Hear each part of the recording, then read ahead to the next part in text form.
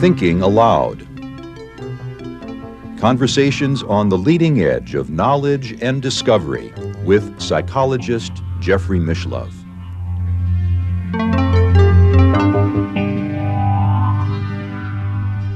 Hello and welcome. I'm Jeffrey Mishlove. Today we are going to explore the philosophy of materialism and physicalism as it relates to the mind-body problem.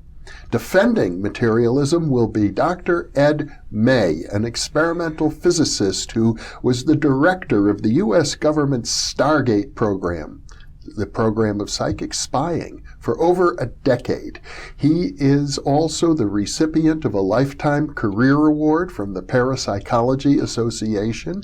In addition, he is the co-author of ESP Wars, East and West, and the co-author of Anomalous Cognition, Remote Viewing, Research and Theory, and the co-editor of a 2-volume set of academic papers titled Extrasensory Perception, Support, Skepticism, and Science. Welcome, Ed. Thank you, Jeffrey. Glad to be here.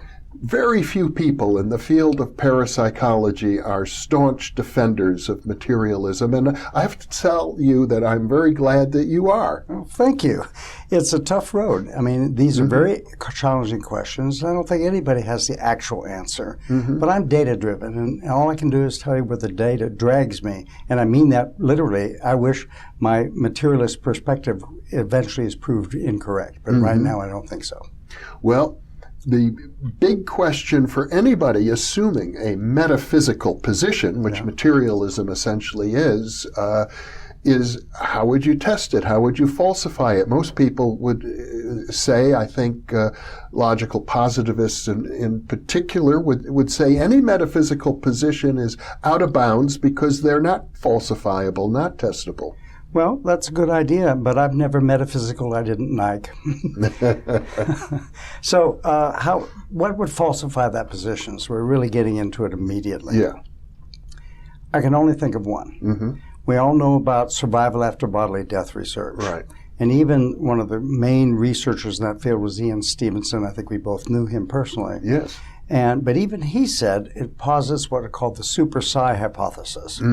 That are two competing explanations for the same observable. Yeah. I would falsify my position of materialism if I had evidence of survival that could not equally be explained by the super psi hypothesis. Oh, and I have a problem with that. Okay, good. And my problem is simply that I think even if we were to prove, and I do accept, or I'm inclined to accept, I can't say I absolutely accept, I'm inclined to accept reincarnation, I'm inclined to accept the data for life after death, but I believe even that could be explained within a materialistic framework, especially given all the new work that's coming out in string theory having to do with hyperspace. It may be that there are simply other spaces in which human survival and reincarnation may occur. Well, I'm not sure I understand any of that. Yeah. Because you've taken jargon of hyperspace, which is speculative. Yes. And you've taken other aspects of quantum mechanics and stir into a giant pot, and out comes reincarnation. That may be true. Yeah. Now, I have to tell you where my emotional view stands. I would love reincarnation to be true. Yeah. I want to come back as a seagull with bombardier experience, but that's a whole other issue. Yeah. The problem with distinguishing between super psi as an alternative for the data that otherwise points toward reincarnation or points to survival is that, yes, logically speaking, you can't distinguish between them any more than you can distinguish between precognition and psychokinesis as explanations for the micro-PK studies. Well, actually, in that case of micro-PK studies between decision augmentation information versus PK, you can distinguish it, actually. You can distinguish between those two. And you've done that? Yes, indeed. Maybe let's start there for a moment, because I'd like to know how. Okay, well, If you assume that it's PK, where the individual binary bits in a random generator are being coerced by PK to be different from what they'd otherwise be, there are direct consequences from that assumption. If you assume that that's not happening, there's a different set of consequences, and you can measure that experimentally, and we've done it, and I'm afraid the micro-PK hypothesis vanishes. I get that, but aren't the assumptions that you make regarding the consequences open to challenge? Oh, not at all. Because, in fact, I didn't invent them. It's just a standard issue in all of statistics that if something is proportional to, say, the number of binary bits in that experiment, and you take 4 times the number of bits than you had before, and if what you say is micro-PK across that period of time, you've got a z-score. You have to have an output statistic which is twice as large. It goes as the square root of the number of bits. And how would that differ from decision augmentation? What you do... decision augmentation is, for the benefit of our viewers, another way of conceptualizing precognition. That's right. You need precognition to make wise psi-mediated decisions that mimic PK. In other words, let's get to the experiment so our viewers really understand what we're talking about here. You've got a subject sitting in front of a machine. And presses a button. They press a button, and they're being told, if it's a PK task, to make, they're looking at a display screen, and random events, let's suppose they're causing dots on the screen to go either to the right or to the left. Fair enough. And they're being told, concentrate on this device and make those dots go in one direction or the other. Correct. That's the outcome. And that's the way task. Yeah, that's the task. Yeah. And what happens to make those dots go to the right or the left is that the actual device that from which they are making that appear on the screen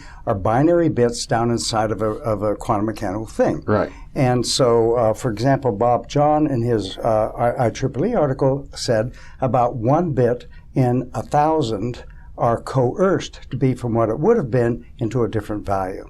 That's, in fact, they call that micro-PK for that very reason. Okay. In other words, that it's a psychokinetic influence that somebody is, through their mental intention, causing the output of a random event generator, quantum mechanical random event generator, which is supposed to be as purely random as is possible, to deviate from pure randomness. That's an interesting question. Does it? Yeah. When you look at the raw data, it does not. What happens is that any random fluctuation has clumps in it. I mean, it's the gambler's fallacy. You know, you're rolling die. Well, I've got a string of good luck. Yeah. In any random sequence, you have variations of a lot of things clumping together and so on. And if you could just somehow magically know when to start counting, then it would look like it was PK, but it wasn't. But it would actually be precognition. Right. And you can actually test that. We don't need to get into all the arithmetic, but it's just overwhelming. That we analyzed all the remote viewing the random number generator data from 1969 to 1984, and it is not even close. It's not even under discussion in favor of information, not causal. You seem to be suggesting that if it were psychokinesis, the magnitude should be higher. No.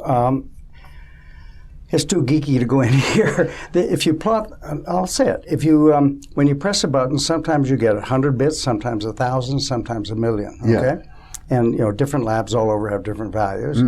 What we do is we take the outcome statistic and square it, because sometimes it's psi hitting and sometimes psi missing. And if it's PK, the z-squared should just rise. The larger the number of bits, the bigger the statistic. So you have a slope line when you fit the data. The line we fit has 0 to 4 decimal places. Okay. So the slope is a measure of the PK. The slope is 0 over all that data. And I mean really 0. Okay. 10 to the minus 6, actually. Okay, I think I'm getting a handle on it now. What you're saying is that if it were psychokinesis, the more individual trials there are, you would expect to see a larger statistical significance. You're working on each bit. Yeah. Now, maybe you're not. Maybe you get tired. Yeah. Well, maybe you do, but if it's based on decision augmentation, every time you press the button, no matter how many bits come through, is one trial. Yeah, in fact, I didn't make that observation. Someone else said, hey, if what you're claiming is true, how come all the z-scores are roughly the same, independent of how many bits you have? Yeah. Good point. Oh, okay. So now we started our discussion as a defense of materialism. Right.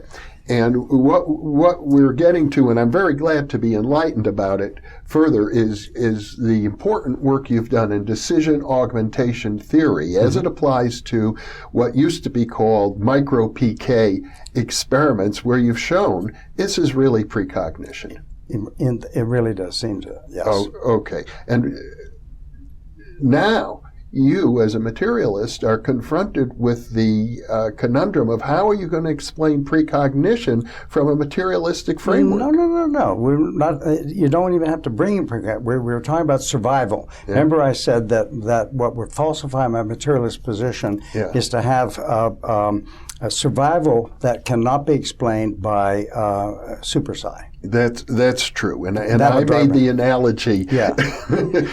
and I really meant the analogy philosophically, and not so much. I didn't realize you had done such good work on the DAT theory. But let's go back to my other point now. Philosophically speaking, it seems to me that some phenomena may be interpreted both ways. Absolutely. It could be super psi, it could be survival. Right. I don't think that logically you can, I don't know how, let me put it this way, I don't know how yet, maybe someone will think of it, that you can rule out super psi as an explanation for all of the phenomenon that the reincarnation researchers and the survival researchers have come up with. I completely agree. And in fact, the paper we talked earlier about precognition being superior to all the other kinds of functions, one of the reasons I'm not sure, at least now, how I can close that super psi precognitive door. But let's get back to materialism versus dualism. Okay, first of all, let's define it. Yeah. Indian philosophy and other philosophies have posited for a long, long time, brilliantly so, that there's an aspect of consciousness which must be material. It must be non-material. Yes. And material, is that not the case? Well, no. Well, I'll get to that in a minute. Right. All the religious traditions need to have it be non-material, because when you die and we cook your brain in the oven, you still die and go to heaven. So some aspect of Jeffrey Mishlove will survive your death more than just in the remembrance of your descendants. Yeah. No, you actually will go to heaven or get reincarnated, depending upon your religious tradition. Yes. That's a necessary and rather beautiful, and I hope it's all true, view from religious philosophical perspectives. Yeah.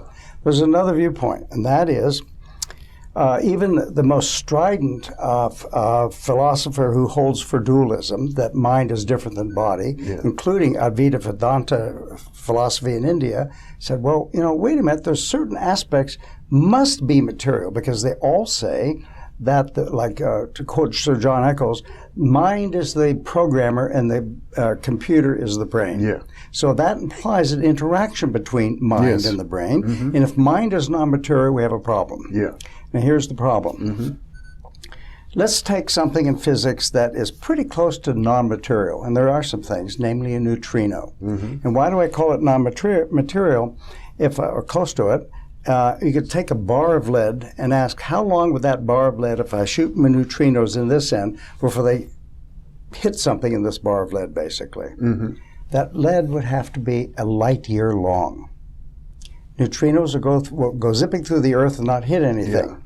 So if consciousness were as non-material as a neutrino is in terms of interacting with matter, it would not interact with your brain, even though I know people that have lead for brains.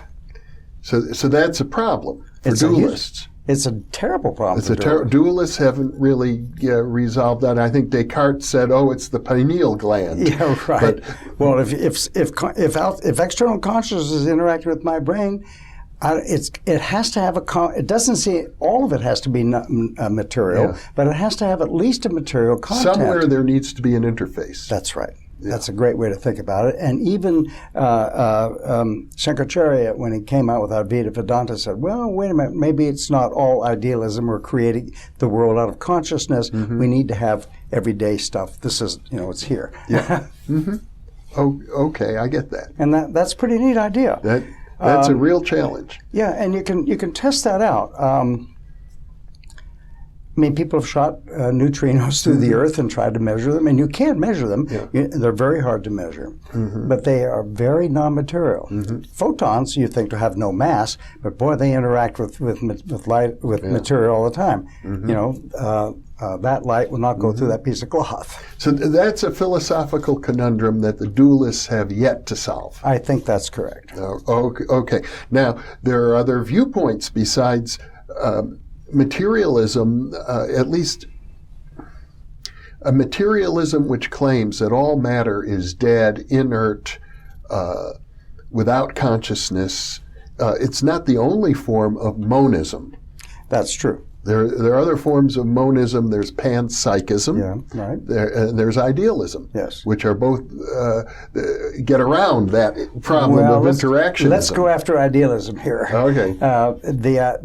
The strict idealists, of which there aren't many, fortunately, say that we have created, consciousness comes before matter. Yes. We've created all this stuff out of our conscious awareness. Right. Well, everybody agrees that it can't be just human conscious awareness. Yeah. Why? Because there are galaxies out there that were out there long before our solar system came into events. Now you got a real problem, because people say, well, then everything is conscious. And once you start saying everything is conscious, we have a Poplarian problem on your hands. If everything is conscious, epistemologically, it is completely equivalent to saying nothing is conscious, because you have no basis of comparison of what you mean by consciousness. All you've done is created a bare assertion fallacy saying, everything's conscious, and we'll go from there. A bare assertion fallacy. Yes. Yeah. Want to know what that is? Well, it's a great term, and I would think, though, it applies equally to materialism. Of course it does. I did invent the term, so don't come at me. It is one of the many fallacies that are observed in theoretical philosophy. Yes. That is, you put the thing you're trying to understand as your premise. So here, if you think that consciousness is non-material, you start off as saying, consciousness is non-material, now let's discuss it. As opposed to say, I don't know whether consciousness is material or not, let's explore to see which way it is. That's the difference. Yeah. And many people hold that, and the other side of the world hold equally a problem the same way. I start off saying consciousness must have a material component, but I've got data on my side. The data on my side is you can shoot neutrinos through bars of lead and see how far they go. And neutrinos are very non-material. They're not zero non-material, but if consciousness were that non-material, it would not interact with the brain. So that's a piece of data. That is a piece of data. That's not a bare assertion fallacy. Right. Yeah. Now, I would love to know, speak to someone, maybe you interview people who are dualists, ask them, what would falsify your position? I told you what would falsify mine. You may agree with it or not, but at least that would be If I understand what you're saying,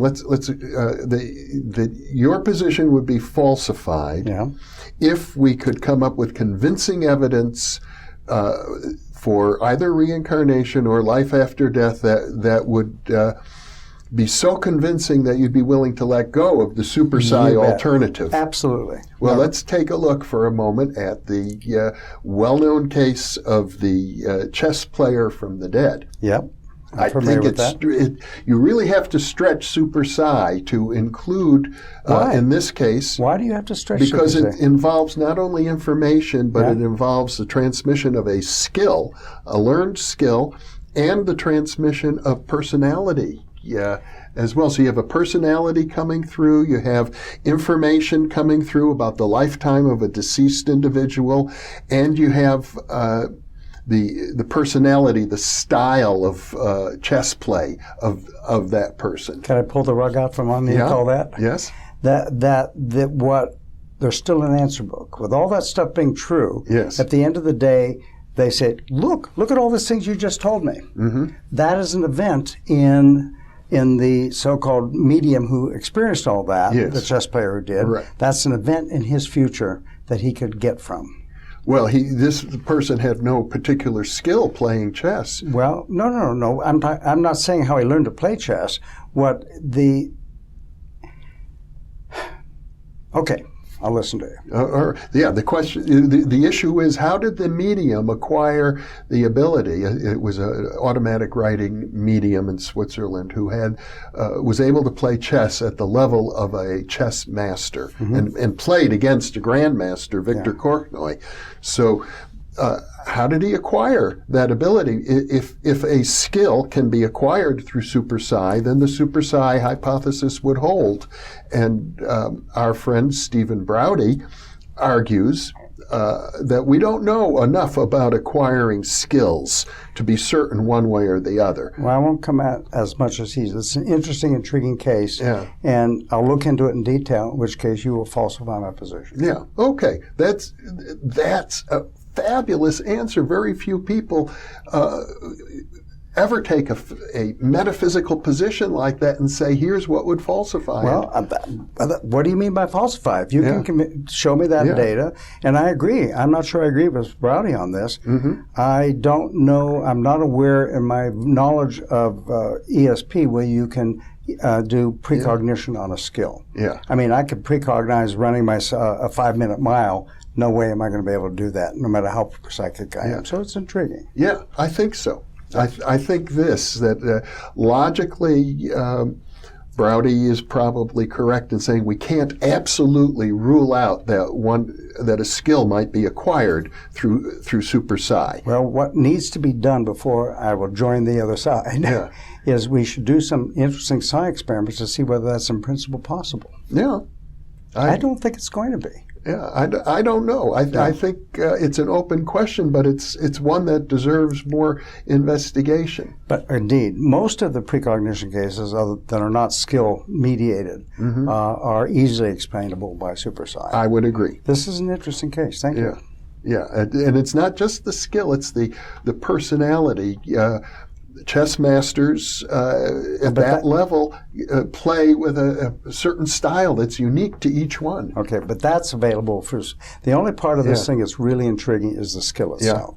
All that other stuff is in principle available to a precognitive psychic. That's right, but when you add all three together, at least from an emotional, dramatic point of view, I think the super psi hypothesis feels to me like it's severely threatened by this kind of data. Yeah, it really is. I agree. So at the end of the day, then you're a materialist who's willing to consider other possibilities. To quote David Eagleman, I'm a possibilian. And the probability has just been raised a bit. Thank you. Not quite above the threshold, but close. It's pretty interesting. And the question that you posed, which is a really good one, what possible experiments could falsify the dualist or the idealist or the panpsychist positions? Somebody who is a representative of those viewpoints ought to be challenged to come up the way you have. Well, I think the formal idealist perspective is easy to demonstrate that is simply not the case, because it requires that everything be conscious. And as I said before, if everything is conscious, it's inseparable from nothing is conscious. Well, the great idealist philosopher was Bishop Berkeley, for whom the city of Berkeley, California, is named. And he maintained that everything exists in the mind of God, that everything we think of as physical is nothing more than a thought in God's mind. And as I understand it, logically, there was no way to assail that position.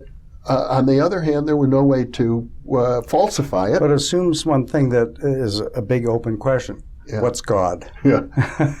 Oops. Well, it could even be, X. Yeah. It doesn't have to be God, but I do recall a famous story of Samuel Johnson, the originator of the first dictionary, who was a contemporary of Bishop Berkeley, and his biographer Boswell asked him, "Well, what do you think of Berkeley's idea?" And he kicked a stone, and he says, "That's the end of that." That's pretty funny. I refute it thus. Yes, right. Kicking a stone. Well, the serious part of that is it gets at a version of intelligent design. Yeah. Because that must be part of that argument. Because if everything is just in the eyes of God, however you want to define it, that's a super intelligence outside of us that doing all this for us. Yeah. And I love the arguments when the big debate came about intelligent design versus evolution in the schools and all that. The big one was in Dover, New York, I think is where they had this big argument. And there was an article in the New York Times that said, if God is really intelligence, how come 99.9% of all known species on the planet are now dead? For 5 billion years, he still hasn't gotten it right. Well, you might say God is a great experimenter. Well, or which makes my skin go, God moves in mysterious ways. Yeah. That's a sneaky way out of all this stuff. Well, there are all kinds of problems with bringing God into philosophy, since God is basically a theological concept, much more than a philosophical concept. Well, Stephen Hawking, I think, wrote, I don't know if it was a book or a paper recently, where he argues that God is not a necessary condition for creation. That gets everybody's undies in a bunch. Yeah. Well, philosophers have had a lot to say about God, a different God than the God of the Bible. Right. So there are many different nuances associated with the idea of God. But in any case, Ed, you've given a very eloquent defense of the materialist position, the strongest one that I can say I've ever heard. And the most honest as well in terms of bringing up the question of falsification. And on top of that, you enlightened me further about your important decision augmentation theory. So thank you. That was an extra benefit. I get goosebumps. I appreciate that. Unexpected. Yeah, it was unexpected, slightly off topic, but I think of it as the cherry on top of the ice cream cone. Thank you so much, Ed. My pleasure. And thank you for being with us.